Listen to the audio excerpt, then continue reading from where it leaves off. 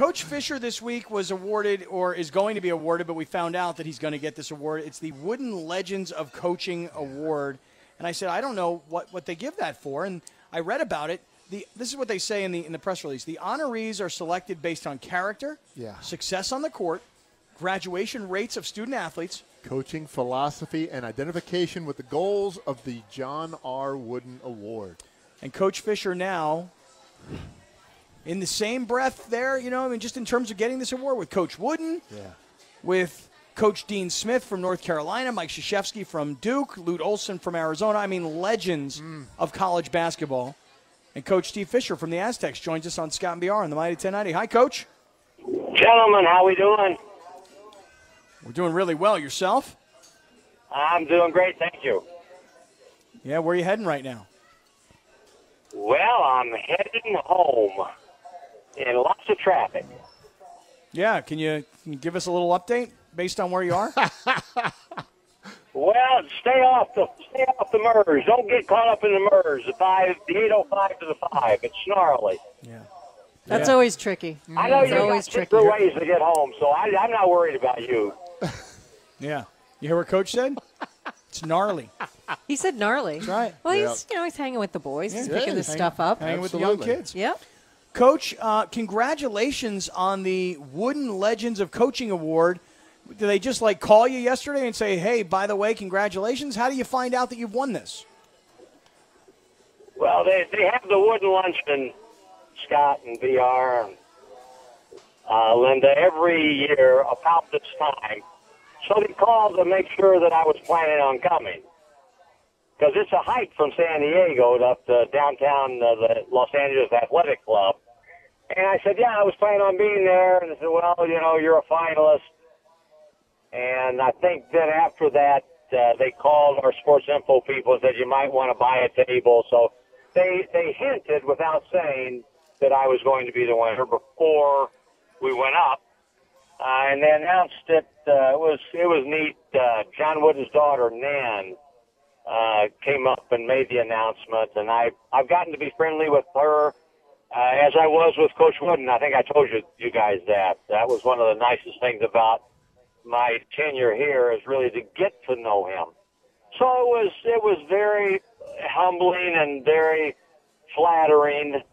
And as Mark Fisher, my son, would say, he says a legend in his own mind. So we've got that going too. Talking to Steve Fisher, the Aztecs basketball coach.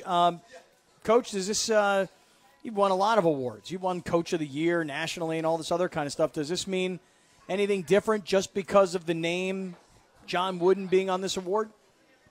It does, and it should. I think he epitomizes what all of us should strive to be as a father, a teacher, a coach, a role model, and he did it in a fashion that was genuine. Oftentimes we do things for effect. He did it out of feeling with all his heart. What he did was the right thing to do. So I think if you could get an honor like this, it is very humbling and is one that you should cherish because it has the John R. Wooden name associated with it. Coach, I'm wondering if you have your favorite John Wooden story that you could share with us. I will quickly say what I told them yesterday, too. Won in 1992 national championship game, well documented. We took a timeout we didn't have. Lost the national championship to North Carolina. That was Monday.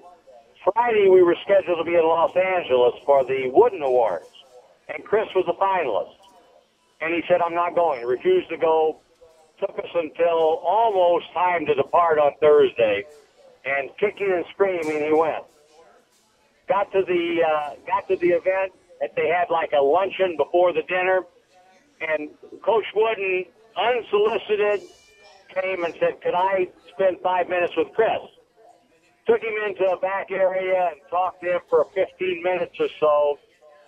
And Chris, when he came out, gave me a hug and said, thank you for making me go. This will be one of the most memorable highlights of my life. I know it will. And I don't know what he said, but I know he said things in a fashion that a young guy could latch latch on to and very much appreciated. It was done with no fanfare and done in a fashion that you would say that's John R. Wooden. The other, on a little lighter note, we're in the Wooden Classic when they had the doubleheader, or having the banquet beforehand, and I happened to be at his table. I got there early. I saw name tags, and I moved them around so I could sit next to him. Asked him a million questions. I know he was bored to tears. Very patiently answered. Then afterwards, each person had a different dessert. And I don't even remember what it was, but he so eloquently said to me, "Now, Steve, I know you would much prefer to have my apple pie, so I will just take your cherry pie." So he just switched desserts. I said, "You're exactly right, Coach. That's exactly what I wanted." What a tactician. Even at the table, he's a tactician. Right. The pyramid of success for how to get the dessert you want. Wow. You know? That's Yeah, hilarious. absolutely. Absolutely. Coach Steve Fisher from San Diego State. Coach, so congratulations once again on winning the Wooden Legends of Coaching Award. But if you don't mind, while we have you here, you had your first press conference of the new season just the other day. And fill us in where the team is and what's going on as we get ready for Aztec basketball season. The way things changed in our world, used to be October 15th was a hard, fast start date. Then it became the Friday closest to that, and now it's 42 days before your first official game. We have our first official practice tomorrow, October the 3rd.